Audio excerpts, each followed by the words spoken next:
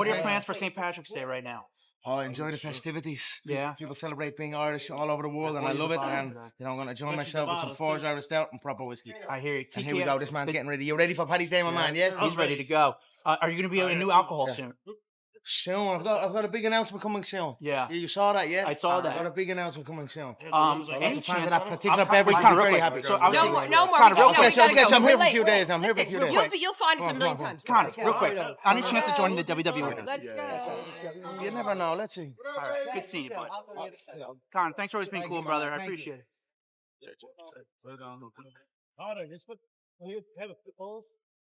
So, Connor, does WWE interest you at all? Not at this moment. Not at this moment? Not at this moment, no. Have they approached you at all? Huh? Have they approached you at all yet? No, not at all. Well, Ariane. Again, for sure, Conor McGregor will fight in bare knuckle fighting championship. Mark my words. I'd like a world title in this company. I would wish to be the bare knuckle world champion. That is a significant belt to hold in your career. You know, nobody from boxing to mixed martial arts can speak nothing bad on a bare knuckle fighting championship world champion. So for sure, I would be coming in. Look, Conor McGregor drops the massive bombshell on Dana White, and he's not holding back. Is Conor McGregor going to WWE? Yes, you heard that right. Conor McGregor wants $100 million for the White House fight, but Dana White didn't respond. Can Conor go to WWE? Is he getting a big offer from the WWE owner? Let's find out. Deal thing over here. I think these WWE guys think this is... They are not right in the head, some of them. I mean, the new age are dweebs.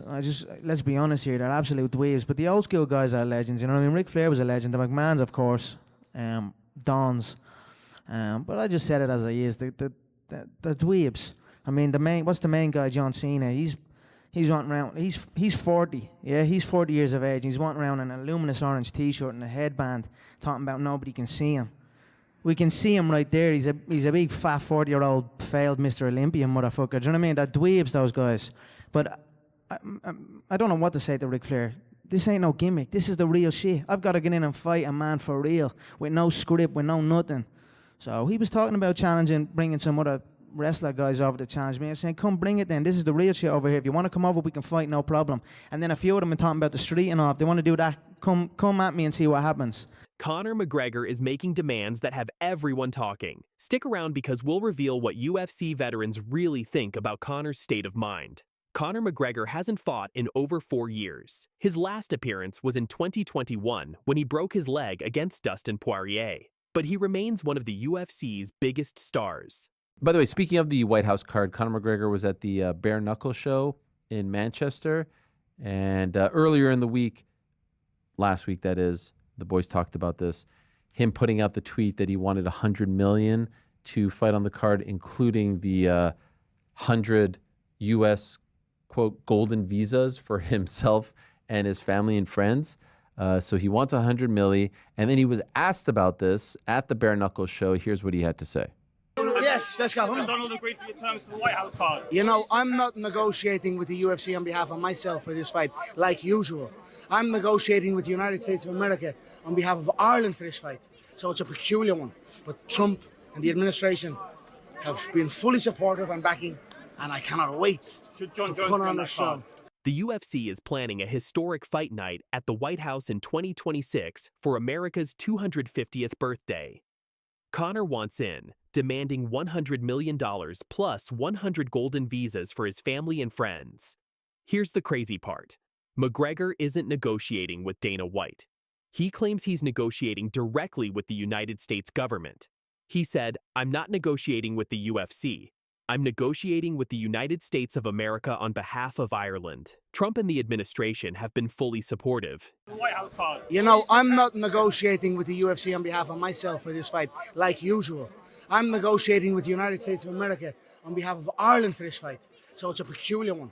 But Trump and the administration have been fully supportive and backing, and I cannot wait Should John to Jones put be on on the that show. card? Is $100 million realistic? McGregor claims he made $100 million fighting Floyd Mayweather in 2017 and $80 million against Cowboy Cerrone. So maybe it's not completely insane for the former champ. Floyd's not ready for this. And yeah, much respect to Floyd, he's a solid businessman. What he has been able to do, he is a full animal at what he has been able to do.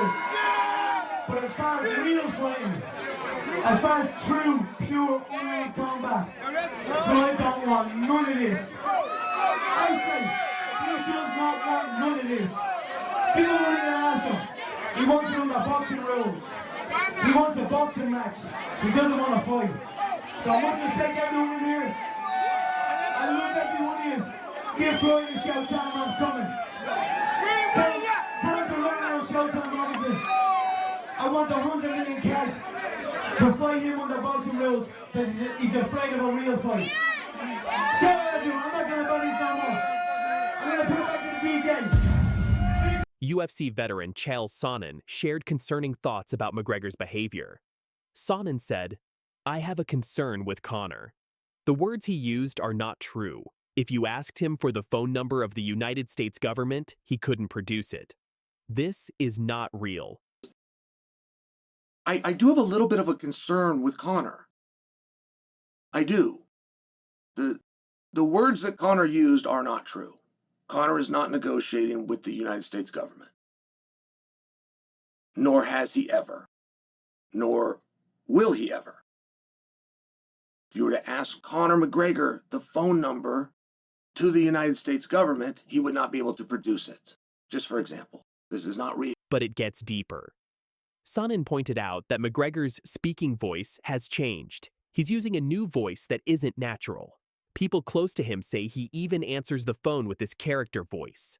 When friends ask why he's speaking like that, McGregor responds, "I'm trying to stay in character at all times. This is how you become good at the gimmick." On my show, episode 300, you said you would make 100 million very soon, right? By the time this is all said and done, sponsorship, ticket sales, gate, how much do you think you will walk away with? I will clear the 100 million mark. Easy. 100%. Is it possible too? No. If it clears Pacquiao numbers, which it will, which in my mind it already has, it will be 100 million. Factor the gate, factor the merchandise sales, factor all the pies that I have my hand in. I will clear the 100 million mark. Sonnen believes that over time, Conor forgot this wasn't his actual voice. He's so lost in the Notorious character that he can't separate Conor McGregor from the persona. Has success turned him into the character he created? Has he gone from acting Notorious to actually becoming the Notorious? Gracie, Fedor, and you. Fedor Emelianenko? Of course. Stay tuned. We might have something announcement with Fedor Emelianenko. Hey, Fedor, we're waiting. Some news might be coming with Fedor Emelianenko. Bare Knuckle Fighting Championship is signing and acquiring the best fighters of all time, past, present, and future. And everyone wants to be a part of this. There's a saying in Italia, il tempo è denaro, time is money. But I tell you this now, I would do this for free. I would fight under this great organization, in this great sport, at this great time, for free. That's how honorable this game is. While everyone focuses on UFC, McGregor has another plan. He's now part owner of Bare Knuckle Fighting Championship, and he wants to compete. McGregor announced he signed a WWE superstar to BKFC. All signs point to Bobby Lashley, a former two-time WWE champion with a 15-2 MMA record. McGregor said, "BKFC is on the rise. It's global. I introduced my new heavyweight signing, WWE Superstar. Everyone wants to do it. I want to do it. I own the thing, and I want to do it." Again, for sure, Conor McGregor will fight in Bare Knuckle Fighting Championship. Mark my words. I'd like a world title in this company. I would wish to be the Bare Knuckle world title, world champion. That is a significant belt to hold in your career. You know, nobody from boxing to mixed martial arts can speak nothing bad on a Bare Knuckle Fighting Championship world champion. So for sure, I would be coming in. Look, McGregor wants to fight Bare Knuckle in a promotion he owns. Brilliant business or madness? BKFC President David Feldman said, if he wins the White House card and looks good, he'll fight another fight. Then I'd bet 100% he'll fight for BKFC. We could see McGregor return to UFC, make $100 million, then transition to bare knuckle fighting. Gracie, Fedor, and you. Fedor Emelianenko? Of course. Stay tuned. We might have something announcement with Fedor Emelianenko. Hey, Fedor, we're waiting. Some news might be coming with Fedor Emelianenko. Bare Knuckle Fighting Championship is signing and acquiring the best fighters of all time, past, present, and future. And everyone wants to be a part of this. There's a saying in Italia, il tempo è denaro, time is money. But I tell you this now, I would do this for free. I would fight under this great organization, in this great sport, at this great time, for free. That's how honorable this game is. Conor McGregor's name continues to appear in WWE conversations. The wrestling world has wanted him for years. In 2017, Vince McMahon had big plans. According to former WWE star Enzo Amore, McMahon wanted Enzo to face McGregor at WrestleMania 34. Who would win in a fight, you or Sheamus from the WWE? Here's a funny fact you might not know. I was in a film years and years ago. This film crew came into my boxing gym and were looking for extras to play a part in a movie called The Escapist. And Sheamus was one of the the real actors in the film. We were just extras, but it was in a prison. He wouldn't know me because I was just an extra, and I didn't know him at the time because he wasn't in the WWE either. Okay. But I remember standing around him and we were all talking, and he was saying, I'm going to go to America soon and try and get into the WWE. And I was listening to him saying, he's a big white, red-headed guy. He's not going to get into the WWE. And then a couple of months later, I was switching channels, and there he was with the belt wrapped around his waist. And I'm looking at him saying, fair play to the guy. As far as competitive fighting, Yes. I'd whoop his ass. But I have much respect for the guy. He went and said he was going to do something and went and done it. So surgery is everywhere, every time around us. So no worries, Thomas Pinal. You're going to come in back stronger. Really, my man.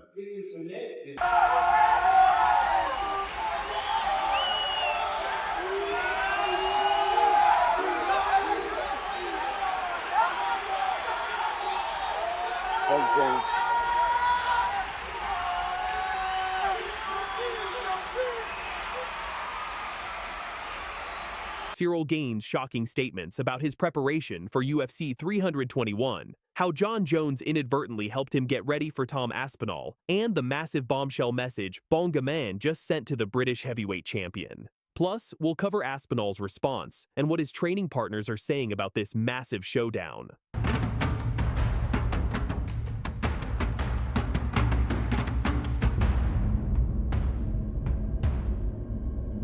On October 25th at UFC 321 in Abu Dhabi, we're getting one of the most anticipated heavyweight title fights in recent memory. Tom Aspinall, the current undisputed UFC heavyweight champion, will make his first title defense against former interim champion Ciryl Gane. Last minute.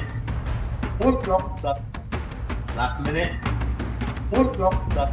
Now, here's where it gets interesting. This isn't Gane's first rodeo when it comes to heavyweight title fights. In fact, it's his third attempt at capturing undisputed gold. His first shot came at UFC 270 against Francis Ngannou. That didn't go his way. His second came at UFC 285 against Jon Jones, and that one lasted just one round before Jones submitted him. So Gane comes into this fight with everything to prove. He's the underdog, he's faced criticism about his ground game, and he's got the weight of 2 previous title fight losses on his shoulders. But according to his recent statements, he's more ready than ever before.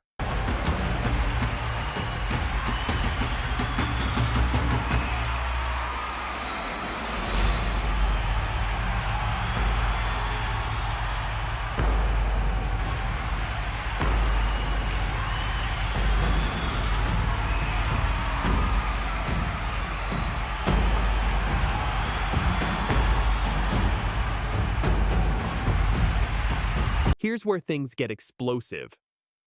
At a recent press conference in Paris, Ciryl Gane delivered a message that should have Tom Aspinall and his entire team paying attention. Let me read you exactly what he said through his translator. Sometimes life is a little bit strange because of some bad results, and then people think that you've never worked on your ground game, on your grappling. But believe me, as someone who's come from Thai boxing as well, I've got a team behind me. My coach, Fernand Lopez, we've worked on our ground game. These are experts. We know exactly what we're doing. Sometimes I've not been able to show it, and that's on me, but this time, Believe me, I've been working, and hopefully I can show it this time around. You know, sometimes life is a little bit strange because some bad results and then people think that you've never worked on your ground game, on your grappling. But believe me, as someone who's come from Thai boxing as well, I've got a team behind me by my coach, Fernand Lopez. We've worked on our ground game. These are experts. We know exactly what we're doing. Sometimes I've not been able to show it, and that's on me. But this time, believe me, I've been working, and hopefully I can show it this time around.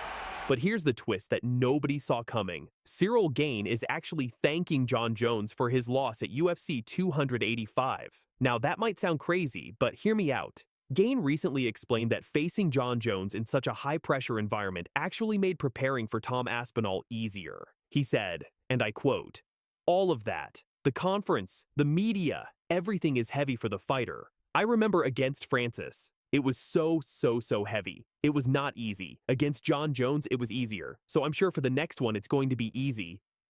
At first, I think all of that, you see, the conference, the media, everything it's heavy for the fighter. And I remember against Francis, it was so heavy. It was not easy. And yeah, this is a good exercise because you must be prepared for that. This has had a little bit more pressure for the storytelling, everything. And yeah, I remember for Jon Jones it was easier, so I'm sure for the next one it's going to be easier. Think about what he's saying here. The media pressure, the spotlight that comes with fighting a legend like Jon Jones. That was like a heavyweight championship boot camp for Gane's mind. He learned how to handle the pressure. He learned how to deal with the chaos surrounding a massive title fight. And now, he's approaching Aspinall with the experience of someone who's been through the fire twice before. That's a dangerous mindset for any challenger to have. Gane isn't just physically prepared, he's mentally fortified in a way he wasn't before.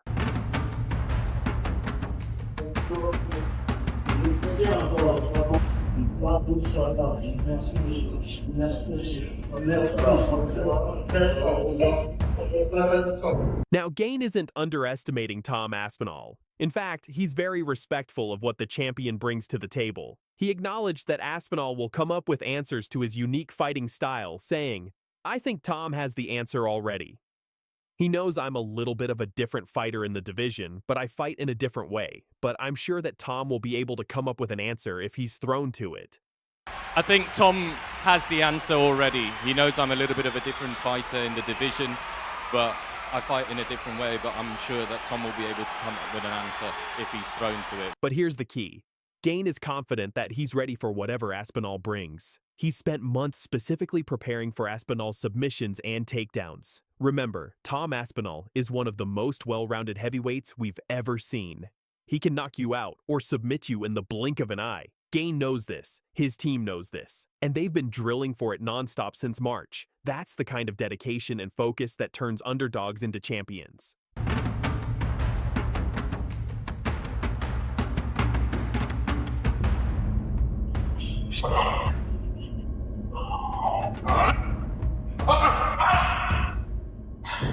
Tom Aspinall's camp isn't sitting idle while Gane makes these bold statements. Martin Bidet, a heavyweight fighter who trains regularly with Aspinall's team, recently gave his prediction for the fight. And it's not good news for Gane. Bidet said, "I love Tom Aspinall and his team. I'm really looking up to that fight. I will be cheering for Tom. I think he will secure a spectacular win and finish and defend the title." Like, I love Tom Aspinall and like his team, his father, like everyone in that team. So I'm really looking up to that fight, and I will be cheering for Tom. I think he will secure like a spectacular win and finish in that and like defend the title.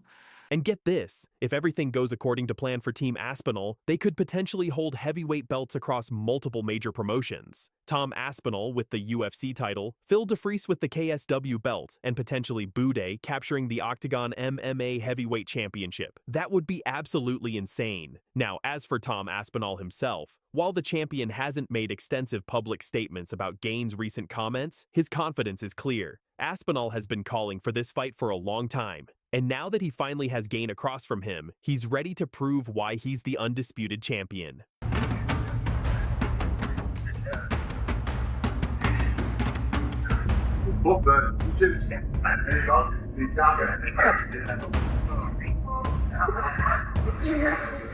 Aspinall knows that Gane is a dangerous, technical striker with incredible movement for a heavyweight, but he also knows that Gane has shown vulnerabilities on the ground, exactly where Aspinall excels. The British champion has some of the fastest hands and feet in the heavyweight division, combined with elite-level grappling. Everything he's worked for comes down to October 25th in Abu Dhabi. Can he prove that his ground game has truly improved? Can he implement his striking against someone as dynamic as Aspinall? Can he handle the pressure of a third title shot?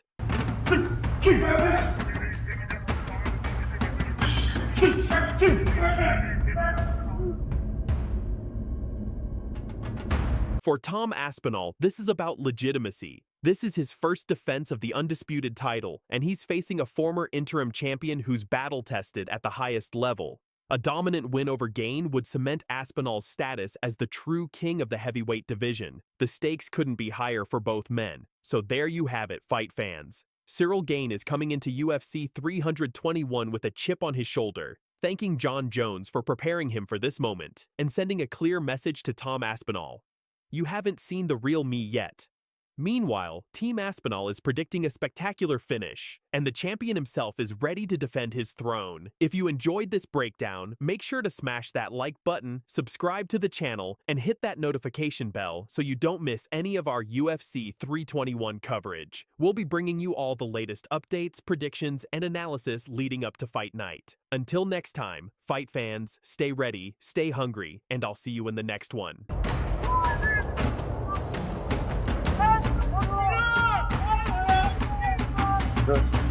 Don't leave him hanging then, not one.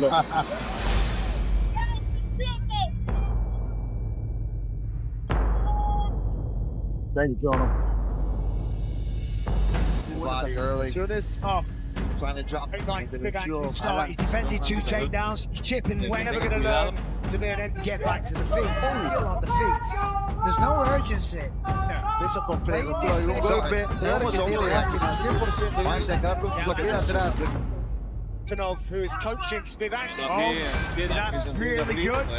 Against look at that. Still not going to disengage. Para everything in these shots. Arriba y el codo de la cabeza. Impresionante. Qué buen codo. Primero. Here we go. Big trouble. Second now. Big shots, but some shots like that.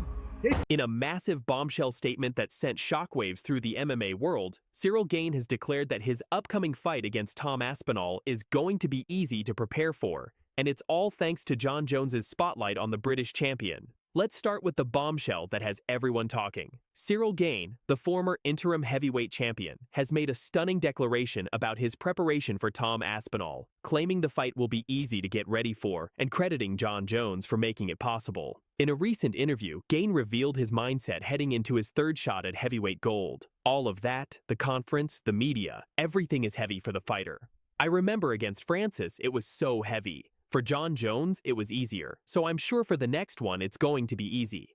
At first, I think all of that, you see, the conference, the media, everything it's heavy for the fighter. And I remember against Francis, it was so heavy. It was not easy. And yeah, this is a good exercise because you must be prepared for that. This has had a little bit more pressure for the storytelling, everything.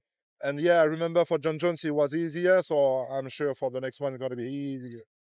But here's where it gets interesting. Gane's confidence stems from his experience under the Jon Jones spotlight, having already faced the pressure of fighting Bones at UFC 285. The French striker believes he's now battle-tested for the biggest stage. Tom Aspinall is the new generation. He's a tough guy, well-rounded, but I'm also a good fighter, Gane stated. It's going to be a beautiful matchup. Well-rounded, so yeah, he's a good fighter. I'm also a good fighter, so it's going to be a beautiful matchup. It's going to be a beautiful matchup. He's going to have his tactic, I'm going to have mine. So yeah, I can't wait. I'm really excited about this challenge. This confidence is striking considering Gane enters as a significant underdog against Aspinall, who opened as a -350 betting favorite. the MMA Twitter sphere has absolutely exploded following Gane's comments, with fans and fighters weighing in on what many are calling either supreme confidence or dangerous overconfidence. Retired UFC welterweight Matt Brown didn't hold back, stating, "The heavyweight division is on the line. If Gane goes in and beats him, the heavyweight division loses a lot of respect." The heavyweight division is on the line. If Gane goes in and beats him, no disrespect to Gane, love the guy. The heavyweight division loses a lot of respect, even if Tom goes out there and it's a close. Brown went further, suggesting this is exactly what Jon Jones was hoping for. John's going to be on his phone with Twitter open watching this fight, just waiting for Tom to mess up. This is the situation Jon was craving the whole time.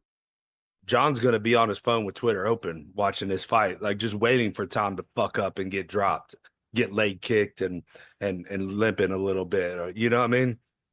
John can't wait for that moment. Fans are split down the middle. Team Gane supporters are rallying behind his experience and striker's confidence. Aspinall fans are calling it premature celebration. Many are questioning if Gane is underestimating the British champion's well-rounded skill set. The UFC 321 has been trending, with over 50,000 tweets in the past 24 hours alone. You can't talk about this fight without addressing the elephant in the room, Jon Jones. The former heavyweight champion's decision to retire and relinquish his title has created this entire scenario. Interestingly, Gane wasn't frustrated by the year-long delay caused by the Jones-Aspinall saga. "I was not frustrated. I got my experience. We stayed focused, stayed professional, and trusted the work of UFC." And no, I was not frustrated. I got my experience. I did already 1 year without fight because of the COVID, because the people canceled the fight.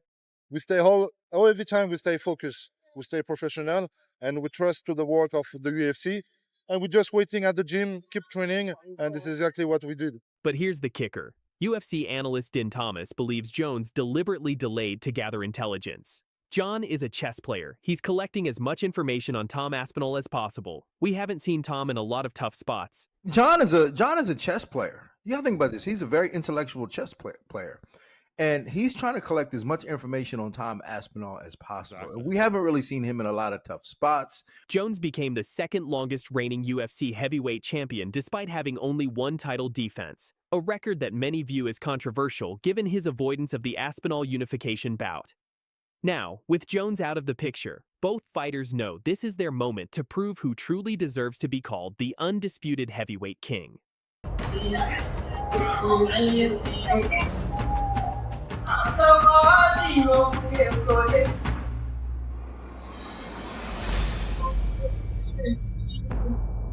So how has Tom Aspinall responded to Gane's bold claims?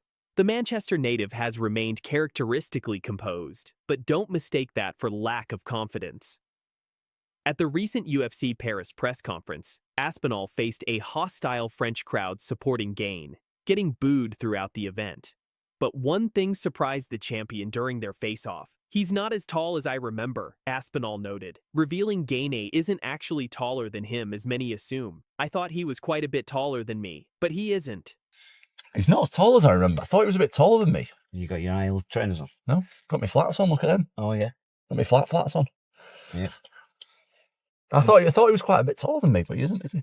UFC legend Michael Bisping, who hosted the press conference, felt Aspinall should have been more aggressive with the hostile crowd. He should have said, "Hey, all you French fans, enjoy this moment because I'm going to knock Cyril Gane out. Then you can all shut up." What he should have said was, "Hey, all you French fans, enjoy this moment right here because it ain't going to last because I'm going to knock Cyril Gane out just like I have done everybody else. And then you can all shut the f*** up." But Aspinall's record speaks for itself. He holds the record for shortest average fight time and has never been taken past the second round.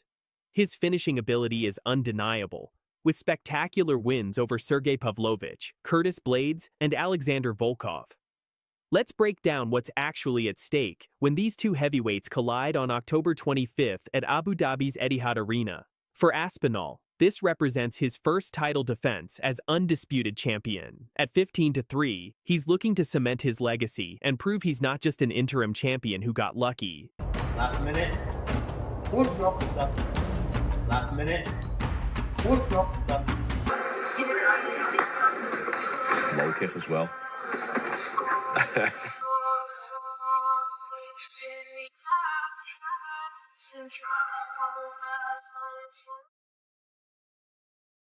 John Jones has stated publicly he wants to fight at the White House. Even last week, he was at the Grammys or some shit like that, and he was on the red carpet speaking about how he's back testing and he's ready to fight at the White House. But Dana seems more stern in not letting him today than I have ever seen him in regards to John Jones. I remember when he canceled that fight against Chael, Dana said he'll never headline again. This time he seems like he is not going to back down and allow for him to be on his White House card. And if I'm being completely honest, I don't know that I agree. I think I would let him fight. I think if he wants to fight, I would let him fight, because for as much as mixed martial arts is a global sport, and it's a sport that everybody loves, and we support people from all around the world, at the end of the day, when we're fighting at the White House, you want American people that can win at the end of the night. Imagine if we're on the White House lawn and the Americans aren't winning fights. And that could happen, because when the opening line for McGregor versus Chandler comes out, Chandler's going to be a pretty substantial underdog, as he should be. Even though Conor hasn't fought in forever, he will still be the favorite to beat Michael Chandler. I believe that you got to let him fight, man. I think that you put some things in his contract that makes it very costly to not follow through.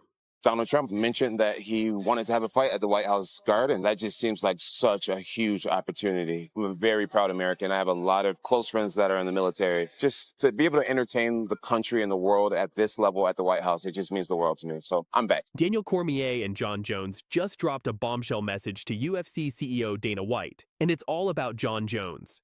In his words, "If I'm being completely honest, I don't know that I agree with White. I think I'd let him fight." That's right, one of John Jones's greatest rivals, a man who spent years feuding with him inside and outside the octagon, is now standing by his side.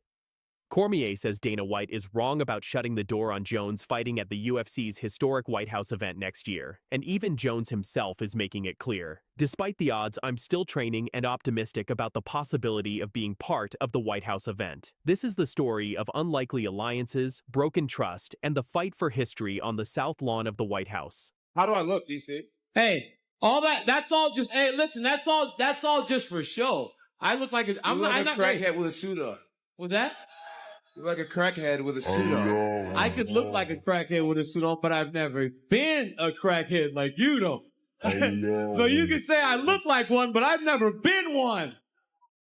I've never been one. Daniel Cormier versus John Jones is one of the greatest rivalries in UFC history. They brawled at press conferences, insulted each other on live TV, and battled twice in the cage. Yet now, in 2025, Cormier is putting the rivalry aside for something bigger: America's image on the biggest stage the UFC has ever had. Speaking on his YouTube channel, Cormier said, "If I'm being completely honest, I don't know that I agree with White.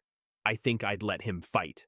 I think if he wants to fight, I'd let him fight, because for as much as mixed martial arts is a global sport, and it's a sport that everybody loves, and we support people from all around the world, at the end of the day, when you're fighting at the White House, you want American people that can win." And if I'm being completely honest, I don't know that I agree. I think I would let him fight. I think if he wants to fight, I would let him fight, because for as much as mixed martial arts is a global sport, and it's a sport that everybody loves, and we support people from all around the world, at the end of the day, when we're fighting at the White House, you want American people that can win. Cormier argued that the UFC needs a strong American presence on the White House card. And right now, he says, Jones is the only American capable of delivering that win. He even pointed out, "We have no American guys in the top 10 of the pound for pound since John Jones retired. That's crazy. Come on, boss. It's me asking you to give John Jones a chance." We have no American guys in the top 10 pound for pound right now since John Jones retired. That's crazy. Come on. Come on, boss. It's me asking you to give John Jones a chance. That's crazy. For Cormier, it's not about friendship. It's about national pride. But Dana White doesn't see it that way. For months, the UFC boss has made it clear Jones is too risky. The arrests, failed drug tests, last-minute cancellations. White has seen it all. He even joked that the odds of Jones fighting on the White House card are 1,000,000,000 to 1. At UFC 318, White explained, "I can't risk putting him in big positions, in a big spot, and have something go wrong, especially the White House card."